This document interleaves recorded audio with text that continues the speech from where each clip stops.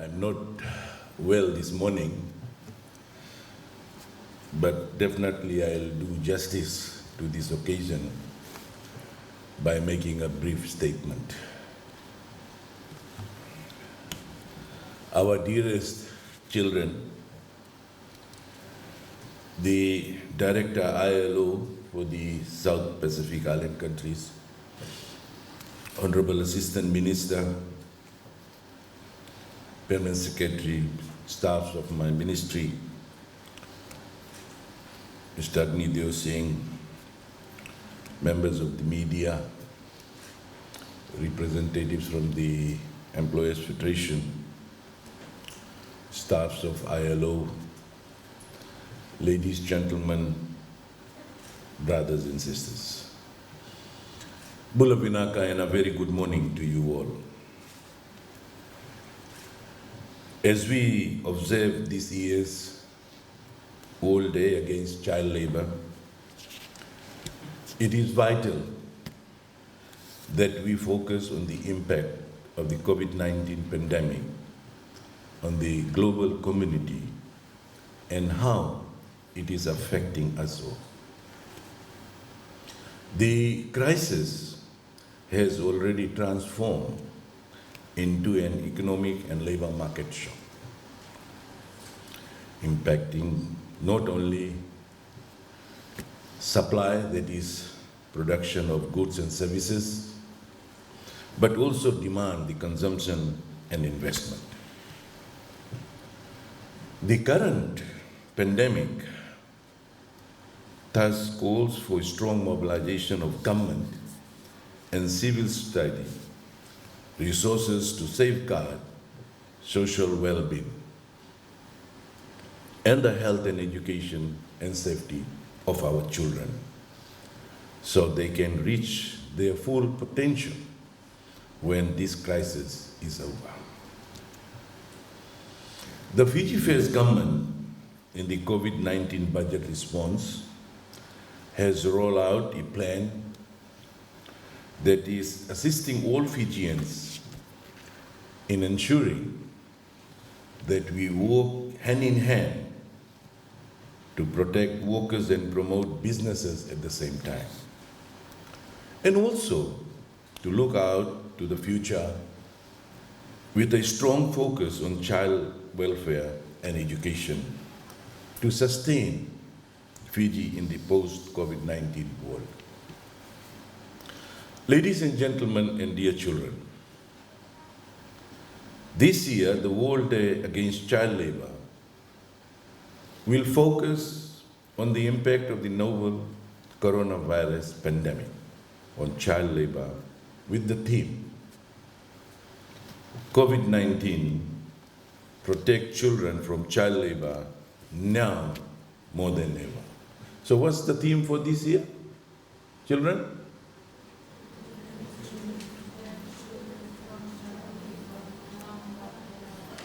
Naka.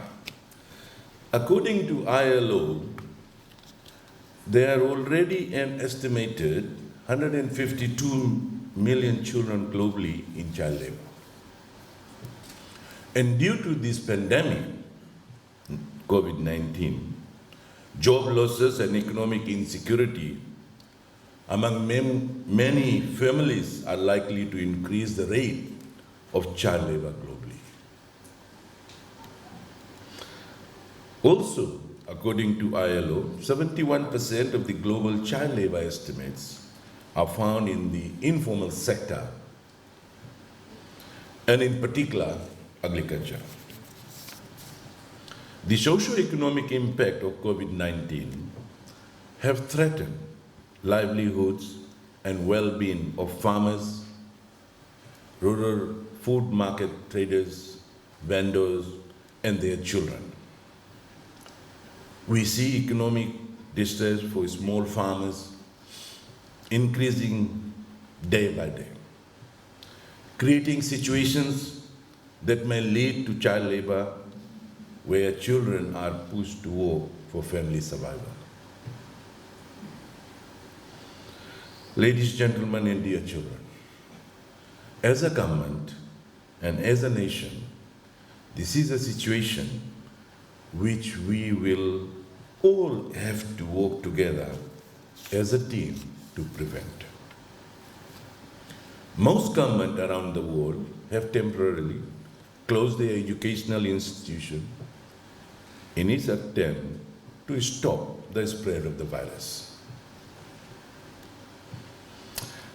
The United Nations Educational, Scientific and Cultural Organization estimates that these closures are impacting over 89% of the world's student population and in over 188 countries.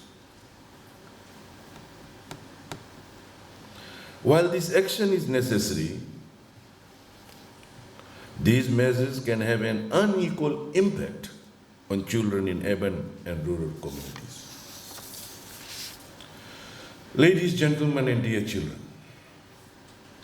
the Fijian government, through the Ministry of Education in collaboration with FBC, have developed educational television programs and learning materials for Fijian children who are at home to allow greater delivery of quality education to the children of Fiji.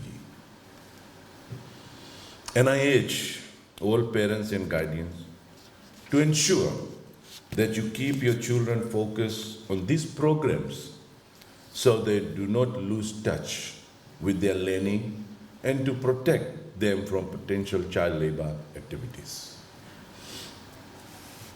Child labor denies girls and boys their right to a quality education, to play and to be safe from harm. We need to ensure, as parents and guardians, that we ourselves do not harm our children's future by putting them in employment instead of education. The 2013 Constitution has, for the first time, given our children a constitutionally protected right under Section 41, including rights to education as provided under Section 31 of the Constitution. And as parents and guardians, it is important to allow our children to be in education while we as a nation work hard to combat the current COVID-19 crisis and minimize its negative impacts in our everyday life and the economy as a whole. Ladies, gentlemen, and children, I'd also like to highlight our government's commitment towards the achievement of Sustainable Development Goal SDG Alliance 8.7 to put an end to child labor in all its forms by 2025. In August 2019, a National Planning Forum was organized in Suva in collaboration with the ILO, my ministry, and our social partners to develop a roadmap for Fiji to accelerate efforts and try new approaches to enhance the achievements of SDG 8.7 targets by their deadlines. My ministry, through the Labour Standard Services, has investigated and withdrawn a total of 247 child labor cases from 2011 till 1st June 2020.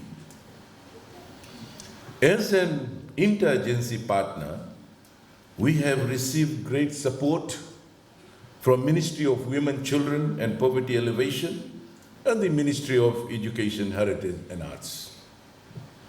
Ladies, gentlemen, and dear children, I acknowledge and thank them for their guidance in ensuring that we are provided with an integrated approach in resolving all reported child labor cases in Fiji.